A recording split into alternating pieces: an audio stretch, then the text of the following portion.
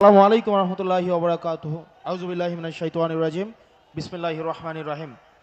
কোনো ধরনের ভূমিকা ছাড়াই সরাসরি বক্তব্য যাচ্ছি। আজকে যখন আমরা এই জায়গায় এসে দাঁড়িয়েছি,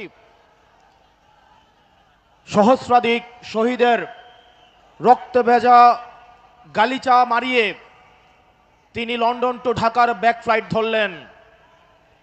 সহস্রাধিক শহীদের রক্ত দিয়ে বেগম খালেদা জিয়াকে জেল থেকে বের করে নিয়ে আসা হলো।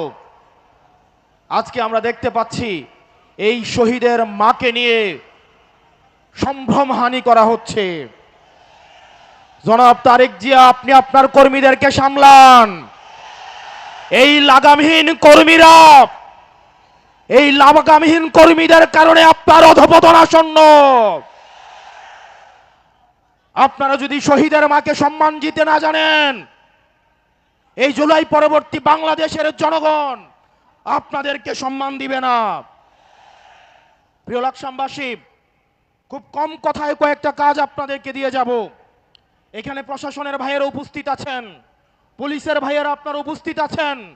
আপনাদের দায়বদ্ধতা জনগণের কাছে, আপনাদের দায়বদ্ধতা গুলশানের কাছে নয়, আপনাদের দায়বদ্ধতা ধানমন্ডির কাছে নয়। অত্যন্ত পরিতাপের বিষয়, আজকে পুলিশ সদস্যরা এখানে যারা আছেন, আইন শৃঙ্খলা বাহিনী আপনারা যেখানে আছেন, অতীতে আপনাদেরকে ব্যবহার করে আপনাদের ঊর্ধ্বতন কর্মকর্তারা তাদের পদ পদবি বাগিয়ে নিয়েছিল, আপনাদেরকে ব্যবহার করেছে। আল্লাহর দোহাই লাগে, উপরে আল্লাহ নিচে জমিন, নিজেকে আর ব্যবহৃত দিয়েন না। আপনারা ন্যায়ের পক্ষে থাকেন, ইনসাফের পক্ষে থাকেন। কোন রাজনৈতিক দল নয়, বাংলাদেশের জনগণ আপনাদের পক্ষে থাকবে। 12 তারিখ নির্বাচনে প্রশাসনের ভাইয়েরা আপনাদের কাছে উদাত্ত আহ্বান জানাবো, আপনাদের কোন দলের গোলামি করার দরকার নাই।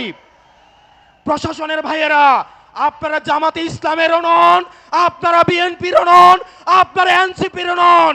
আপনাদের জবাবদিহিতা বাংলাদেশের জনগণের কাছে।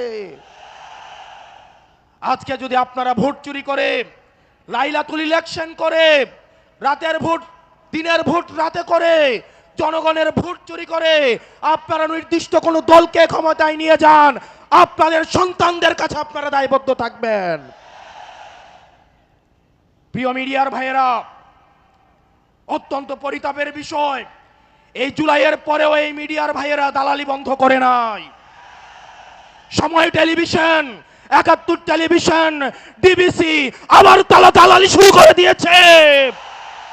আল্লাহ সাক্ষী, আমি সাক্ষী, আমি দেখেছি এজেন্সিতে এই রিপোর্ট লিখে দেয়, ডিবিসি 71, সময় টিভি সেই রিপোর্ট তারা পাবলিশ করে।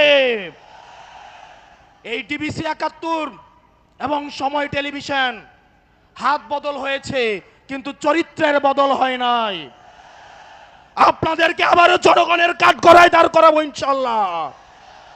এই মিডিয়া শুধু প্রশ্ন, দুনিয়ার যত প্রশ্ন, দুনিয়ার যত সমস্যা, আমাদের ইনকাম কি, আমাদের চলাফেরা কোন জায়গা থেকে আসে, আমাদের শার্ট কোন জায়গা থেকে কিনি, রাজনৈতিক কর্মসূচি কিভাবে হয়, দুনিয়ার সকল প্রশ্ন আমাদের জন্য। অন্যদিকে সকল প্রশংসা এবং সকল মুগ্ধতা একটা রাজনৈতিক দলের জন্য।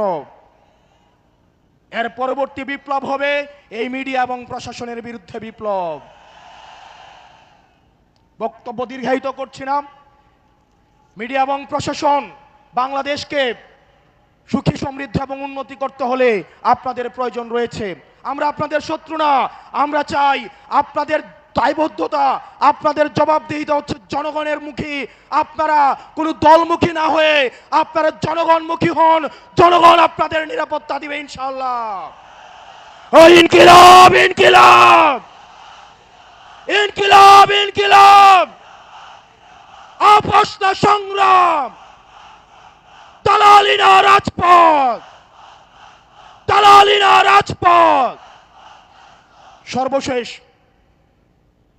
যিনি স্বপ্ন দেখছেন একজন প্রধানমন্ত্রী হবেন, উনি যখন একজন তৃতীয় শ্রেণীর আলাপ আলোচনা মঞ্চে উঠে দাঁড়িয়ে করেন, সেগুলো আমাদেরকে তাড়িত করে। জনাব তারেক জিয়া, আপনি যেভাবে গুপ্ত গুপ্ত বলে আপনার নিজের নেতাকর্মীদেরকে হত্যাযোগ্য করে তুলছেন, গত 17 বছর কিভাবে ফ্রিল্যান্সিং এর মাধ্যমে দল পরিচালনা করেছেন সেটা একবার নিজেকে প্রশ্ন করে দেখেন। আসসালামু আলাইকুম রহমতুল্লাহি ওয়া বারাকাতুহু।